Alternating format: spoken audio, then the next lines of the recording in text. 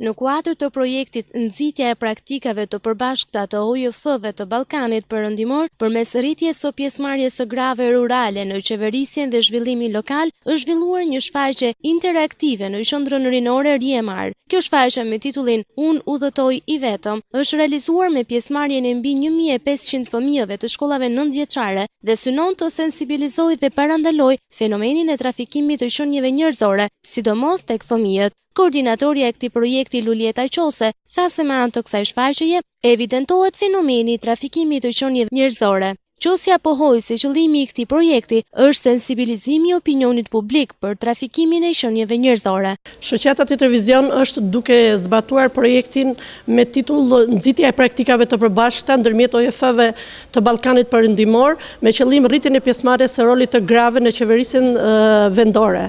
Në kuadër të këtij aktiviteti, Shoqata Televizion ka zbatuar një sër aktivitetesh në për shkollat 9-vjeçare të qytetit të Elbasanit. Prej 6 muajsh nxënësit e shkollave janë sensibilizuar për tema të tilla si të drejtat e fëmijëve, dhuna në familje dhe dhuna me bazë gjinore dhe trafikimi i qenieve njerëzore. Duke e përmbyllur këtë aktivitet, Shoqata Televizion është duke organizuar shfaqjen teatrale Unë udhëtoj vetëm. Unë udhëtoj vetëm është një shfaqje teatrale nëpërmjet të cilës fëmijët e moshave 11 deri në 14 vjeç do të vijë në rolin e 3 personazheve për të kuptuar më tej rrugtimin e viktimave të trafikimit dhe shfrytëzimin e fëmijëve për punë.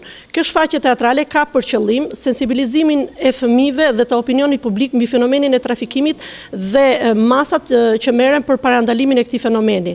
Projekti financohet nga Komisioni Evropian dhe zbatohet në Shqipëri nga shoqata Tjetër Vizion dhe në 4 organizata të shoqërisë civile. Kjo shfaqje teatrale është eksperienca e dytë në Shqipëri, pas atij të realizuar në nivel kombëtar në Tiranë.